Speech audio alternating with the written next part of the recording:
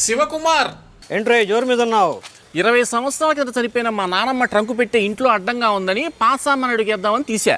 సర్ప్రైజింగ్గా అందులో మా నానమ్మ గాజులు 2 బంగారపు దొరికినాయి. ఆ 2 గాజులు అమ్మితే ఇదిగో 2 లక్షల రూపాయలు డబ్బులు వచ్చినాయి.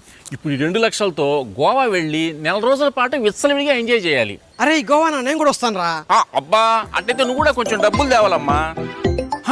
పద్మప్రియాంక 2021లో ఈ ఫైనాన్షియర్ దగ్గర 4 లక్షలు అప్పు తీసుకున్నా. అప్పటి నుంచి డబ్బులు తిప్పిమ్మని వేధిస్తూ ఇలా ఫోన్లు చేస్తూ ఉంటుంది.